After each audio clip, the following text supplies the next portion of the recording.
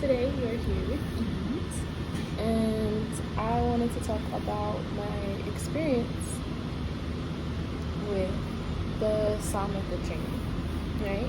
And also just in general my journey with dance. I feel like that would be really helpful to add and build context around this. So I was put in dance classes when I was very young, right? I was put in ballet and like those kinds of Western dance kind of things. And I mean, my dad said that I used to just look at the sparkles on the floor and I didn't really care what they were talking about. And I was at like 3, you know? And I remember coming home one day and I had spent time at my dad's house with my stepmom and my stepsister at the time. And I came home to my mom's house after that. And I was singing this, shake your booty, look at it.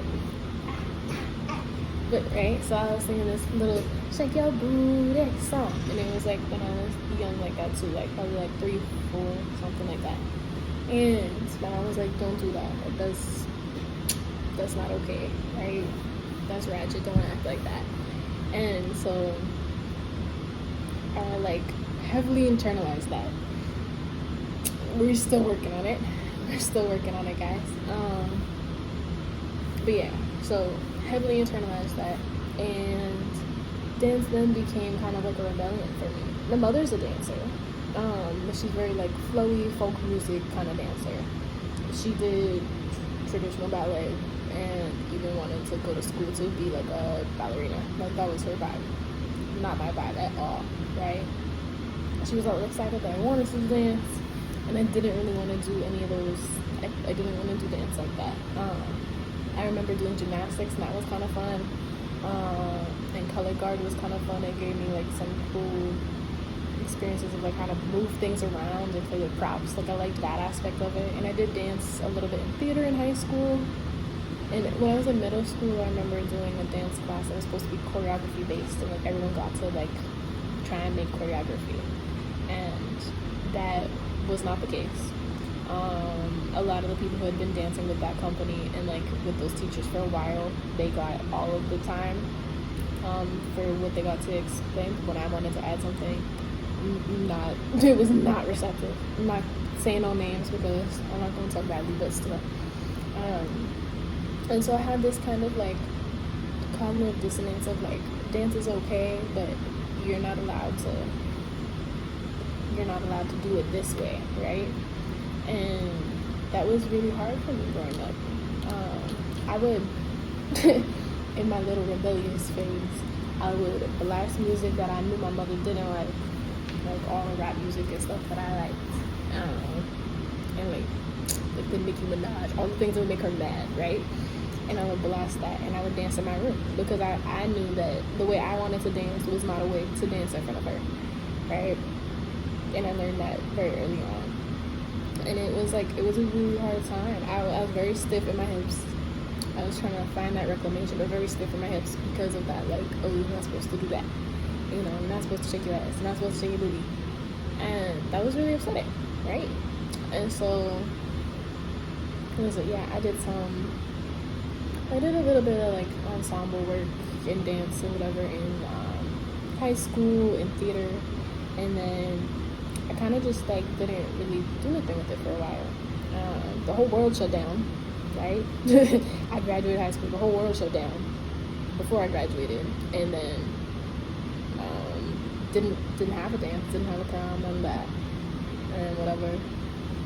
And I don't know, I even remember, that's not even what we're talking about, but yeah. So, like, my experience with dance was, like, very sheltered for a while because it was, like, very, like, what is supposed to be proper, what is validated, right? What is okay to dance, right? And I really was at this space in my life, like, when COVID hit, that I wanted to get out of here. I was ready to run away for my entire life. I didn't really care what happened. I just wanted to be away from here. I was looking for freedom. And I got the opportunity to study and do college while I was in Hawaii in 2021. And we were, what is it called? Like on this coffee farm where there were Native Hawaiians teaching us how to hula dance, right? And we like planted coffee trees. It was that's a whole other, I could get into the depths of that, but yeah. And so we were doing that, and like looking off because I'm imagining it, which is so crazy. But yeah, we were doing that, and I remember like they were doing one of the little steps, right? And I was like, the people who were teaching us the dance, like the woman, the elder who was teaching us, she knew, right? But then like the other ladies, like they were like more like our age, the other youth that were also helping teach us, because they were like the main ones who were also dancing with us. They like forgot one of the steps. I was like, no, isn't it this one? And they were like, do you dance or something? And I was like, not really. I remember in 2020, during lockdown, I like made it a point to feel more comfortable with like moving with my hips. And so like that was like I was like, I'm gonna learn how to do this and feel like I have movement, because it was not there.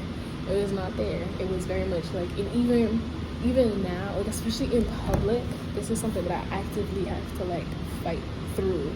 But even now in public, there is like that voice still, like I can hear it. It's not even my voice. Like it's literally in my mother's voice that I hear this, like, oh, you can't do that, right? And it's just so strange, because it's like, it's depending on how welcomed I feel in a space that like comes up. And so again, that's for me to figure out, right? But it's just really interesting, because I can still understand, even with all of this liberation and meeting myself even deeper, that's still something I struggle with, right?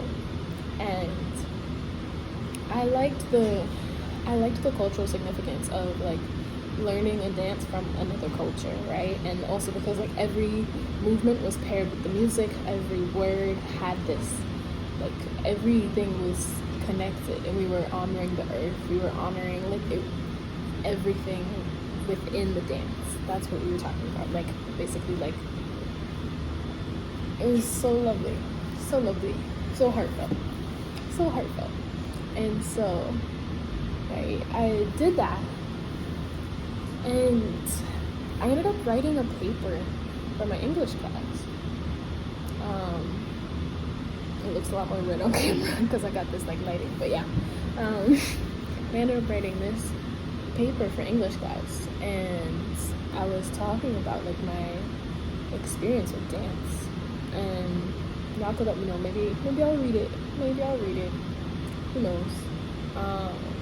But I was talking about it and kind of like understanding that like reclamation of it and what that felt like, because also this was like the first time I was living away from my parents, and I had friends, and we could party and we could dance and we could whatever, you know, like that was really like, that was really liberating in a lot of ways. And so that was really such a beautiful experience. And then I ended up going and studying in Costa Rica, and I was teaching, like I was like running the dance club and helping like assistant teaching different Latin dancers. So like he would teach me dances, and then I would be like, I would basically do like the leader role, right? There's different ways that people now talk about like dance as well. Like there's a less gender conforming way, so like leader or follower compared to like man or woman, like so I was the leader role. That was not what it was called at the time, as given the cultural context, but that's what I'm gonna call it, right? So just giving that understanding, right? But so I learned that, and there just would not be enough men in the class, so I was the one who was making up for that. And that was before holidays, but yeah, and that was really interesting. it was interesting because, again, it was learning the cultural significance, which was cool. It wasn't as connected to the land, and so I think that, like, there's something about that specifically, like the kind of like the indigenous aspects of that like really like drives me in. Like the same thing, thinking about like powwows and like just like in general, like different like types of dances that are like actually honoring the earth, like that. When the music and the everything pairs up together, like that to me is like a symphony that's like everything. And I try and create my pieces, like when I perform, I try and create my pieces like that. And like have like the specific dress that you wear is also very integral to the story that you're telling, and like the music is paired with the dance.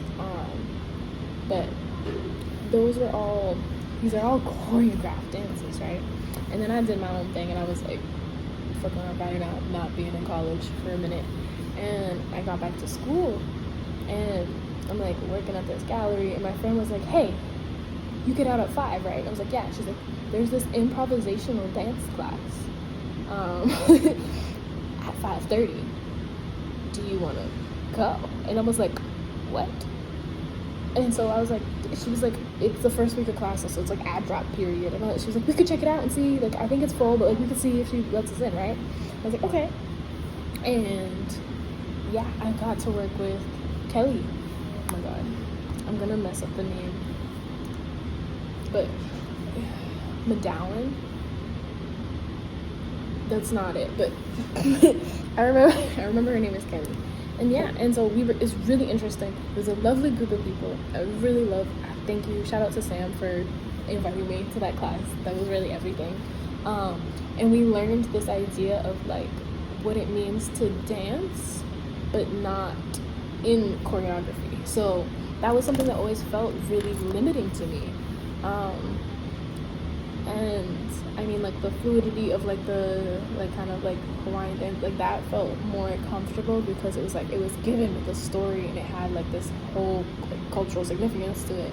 But I always felt so limited with the way that classes were led and the way that people taught dance. Like I was like, this is comfortable for y'all, like this, right? And it's actually interesting because now I'm getting to a point where I feel comfortable enough in my expression, but like I am more actively trying to push myself into those situations where I'm like, I'm going to do this thing that is choreographed. I'm going to do this thing that is,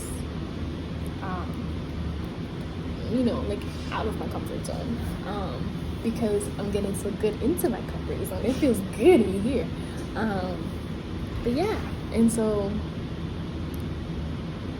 I'm like falling all over this. I'm enjoying this right now. But let me move because this chair, this is if you're wondering why I'm moving so much, the chair is like uneven. Actually, wait, if we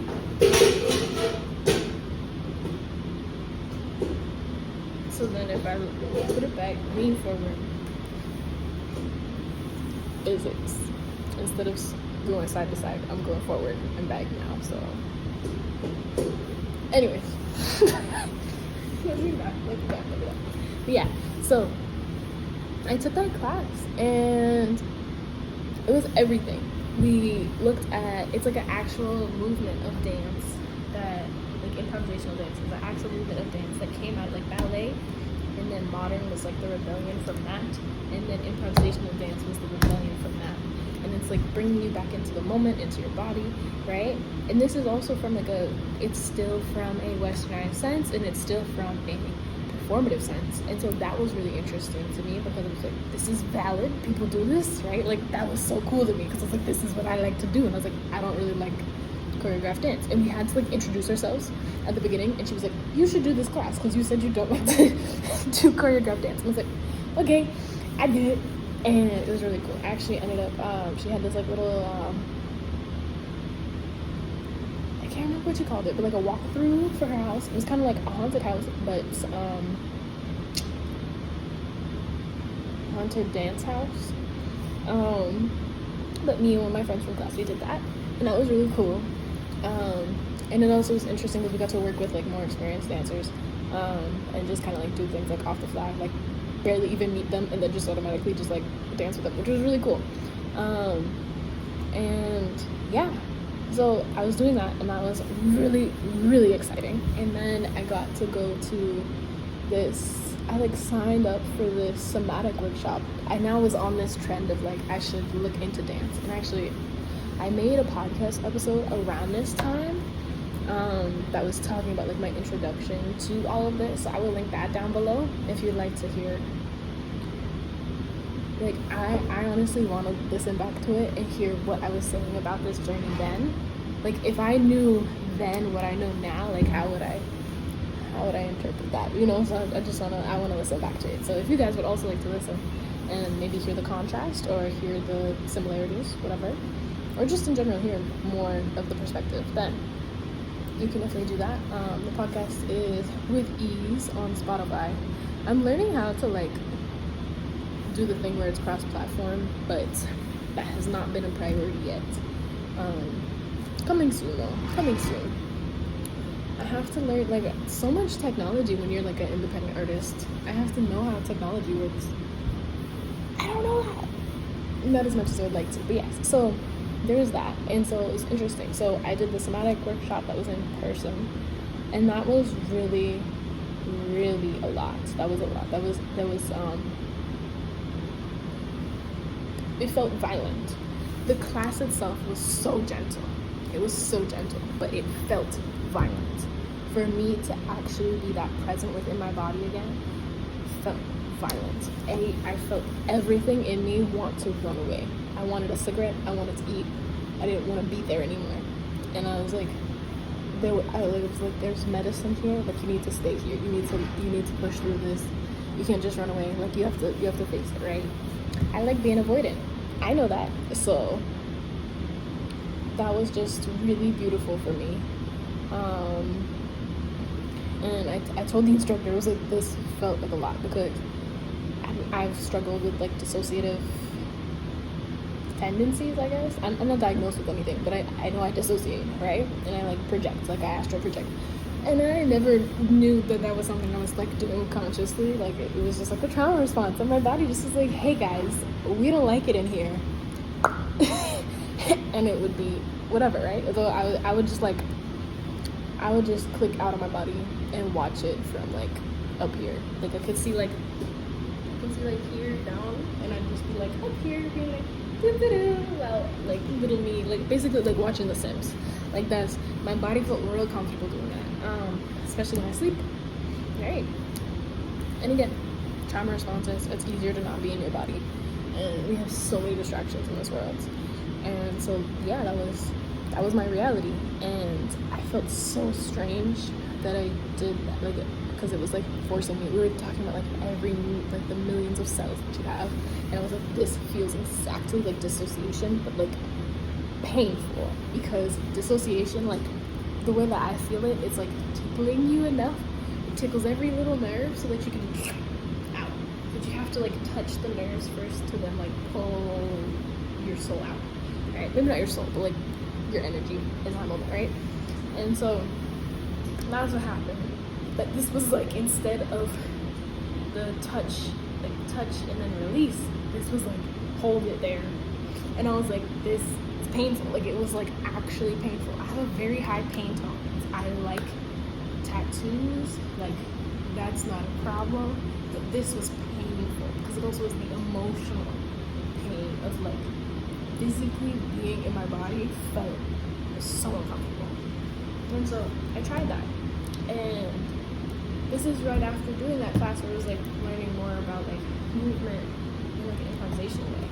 And so I've been working through those things and then merge them together. And I end up being like, okay, this is really fruitful. I don't know what this was. They held my head afterwards. They were like, I can just hold your head. I was like, okay. And that was really lovely. They just held my head for a little bit, and then they were like, do you have any aftercare? Like, what can you do to help yourself after this? I was like, that's really lovely. That's a great idea. I didn't even think about that, right? And so I went to the beach. It was raining, it was thunderstorming, and I went in the water. Thank you, Oya. But like, literally, like, I was just, yeah, I was out here just loving the release in that. It was really upsetting. I was like crying, but still beautiful, beautiful in hindsight, you know. And I think, okay, that's one thing that I really liked about the training. I'm getting to it. I promise you, I'm getting to it. But I wanted to give a background of like why this called to me, and why I think it was the right choice for me. Because for me to go into this training, it was like for me to find something that one validates me and my experience in dance and the ability to share with others. Because now I can teach others. Now I can coach others, and that was really important. Was like the spreadability of like the knowledge and the wisdom, right? So that's like one thing. And then on top of that, there's ability to do an international certification, and I love to travel, so it's like that would be great. Imagine like teaching dance in like Spain or something, right? Like that just sounds lovely. And so just like the first country that popped up in my head. But yes, so because of that, I was like, those are two check marks. It was like I could teach and I could travel. But what was even more satisfying was that I've never had an experience with dance that I felt like a class was there to help me feel, right? It's always like make every movement the exact same. It's like mirroring and masking and showing like performance, and this was the exact opposite. This was about felt sense. This was about like being in your body and having those sensations and like welcoming them, right? Even the beautifulness of like the gritty, crying, spitting, fucking the whole 9 yards, right? Like all of that. That's still beautiful in that, because it's like you're releasing so much, and it's just so beautiful. And so I did that class. That was an in-person class where I was like, I can't do this. And then I saw the word somatic again. So I was like, okay, this is a theme. The universe trying to tell me. And so if this is third time's the charm, because I took the improvisational class, and then I took the first somatic class, and then I did a free class that SAH had on Instagram, right? Like it was on like a live or something, right? Maybe it was on Zoom, but still, I did like a live class.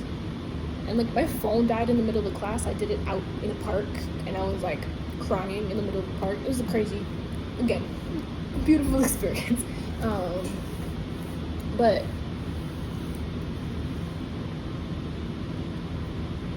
I'm just like in awe. Like looking back on yourself is like such an interesting thing. But yeah, so I did that and ended up loving it. And then because I like signed up for the Zoom class, I then got like hey, you're in the early bird for this. So I got for the training session, right? Like if you sign up before this time, then you get a certain percent off, right? And I will say that like it is a decent amount of price, but I will say I don't think decent amount of, like that doesn't even, the words that just came out of my mouth didn't make sense, right? And even like I'm doing a lot of work right now. We actually did a workshop in the SAH group talking about like abundance mindset. So I'm doing a lot of work right now. So like none of those words resonated. That was like me trying to like make what my brain is saying outside and make it so other people could understand. But I'm just gonna say what's outside, and then if you understand, you understand. If you don't understand, you don't understand. But so that was a really risky decision for me at the time. I was not working, and spent a lot of money. Spent like all of my savings on this training. Yeah, that's ridiculous, you know, but I felt so called to do it, and I knew, I was like, if I don't sign up now, it's gonna then be another $1,000 more, and I was like, okay, like we already, this is what we got, so we gotta work with what we got, and that's what I did. And that was like probably a month before the actual training started, so it was a little like, what am I gonna do for that month? And luckily I'm surrounded by a beautiful community and very, very loved, so like not the worst decision in the world. Smartest or like most predictable, whatever the matrix people tell you to like do things for your life and set it up in a certain way. Not the best planning, but like soul level best planning ever. And so I did that, and I got this opportunity while we were doing it.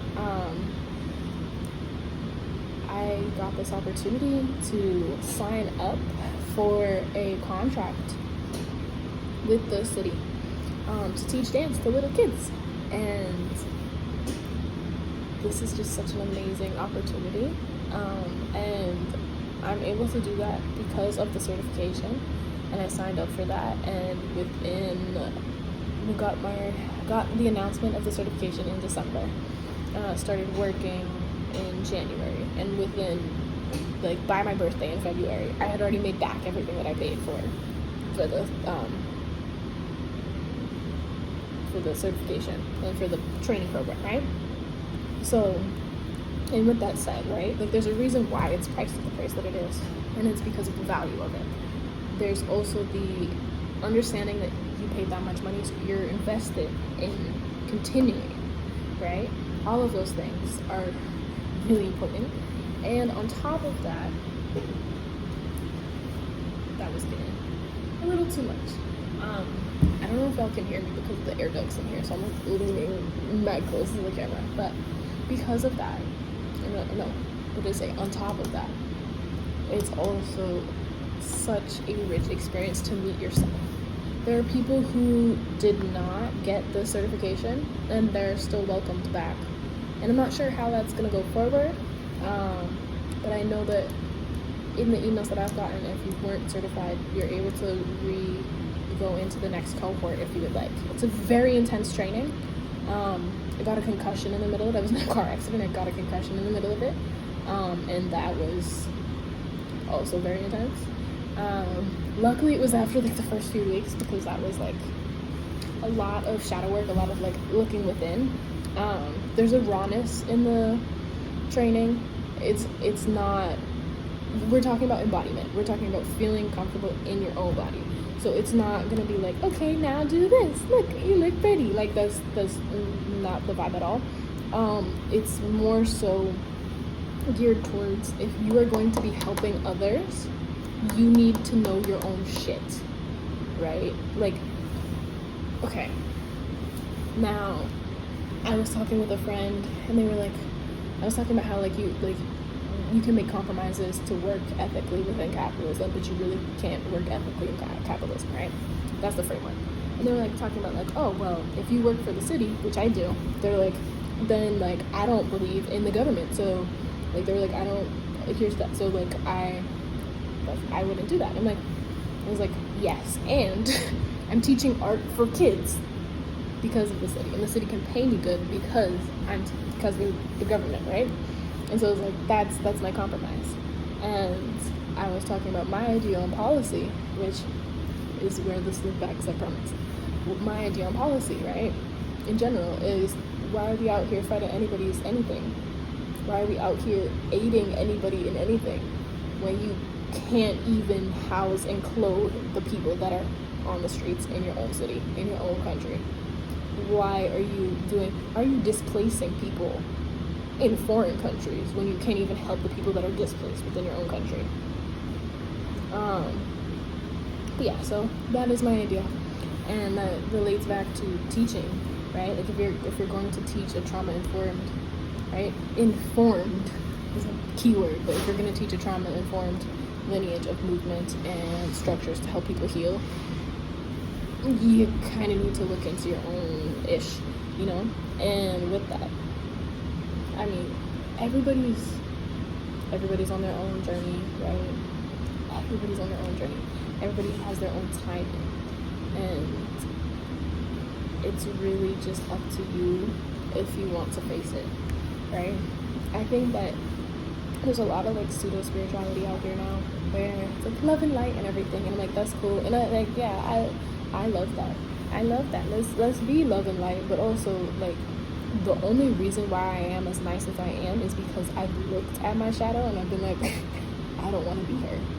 I don't want to be them. I don't want to be him. I don't want to be any of that. that energy itself is not where I want to hold my space from. It's not where I want to care for people. It's not when I hold my love from. Do I have love for it? Yes. And like, I really am just here to, when they pop their head around the corner, like, hey, how you doing? And I'm just like, what are you doing? Right? Like, let's talk, let's chat. But I'm not here to tell it to go away. As much as I do like avoiding things, trust me, I'm not here to tell it to go away. The thing is that you have to understand, right? You have to understand the depths of yourself, right? If you can hold your love, like your light and your darkness, both in love, then I think you're pretty well equipped to help others do the same. I think a lot of our problems in general, this is backing in me researching by looking at people and looking at people's lives and talking with people and understanding that. But I think our main problem is shame. I think anything that tells you should be ashamed of what you're doing, right, is not helpful. There are things that are like not great, you know, like they say, like, oh, like, I don't, in general, if you're causing harm to other people, then I feel like that could be something you should be shameful for. But I don't really think anybody should prescribe shame to anybody, because what shame does is it actually like makes you disinhibited from who you would like to be. It makes you inauthentic. You don't want to come across as who you are, so you're shameful of who you are. And like, anything that is purposefully doing that, right? People are shameful about having too much money. They're also shameful about having not enough money. People are shameful about having no titties or like a fat ass and big titties, right?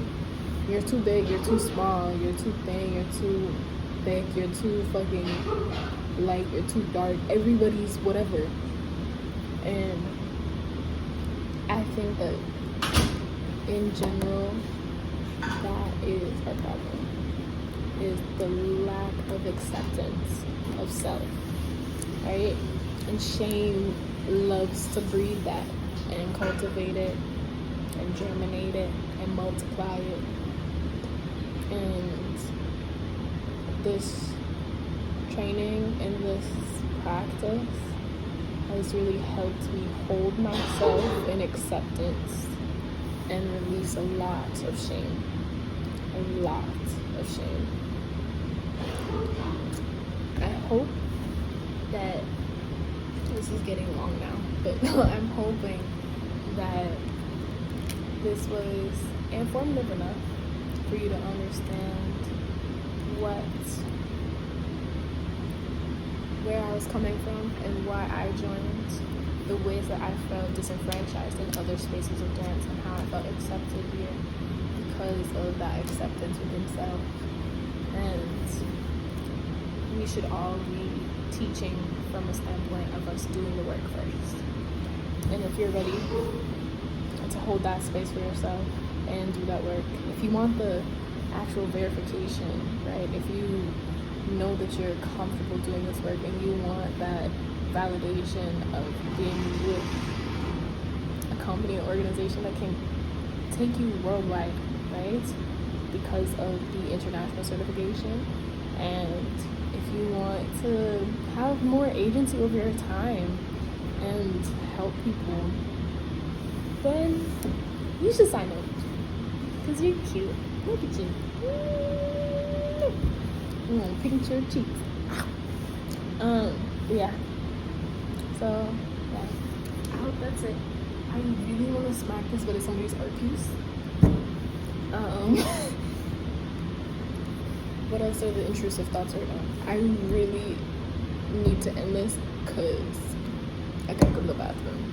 But I'm very proud of myself for filming this, so I can upload it and then keep going with my day and make dinner and see my friend and just have such a rich life.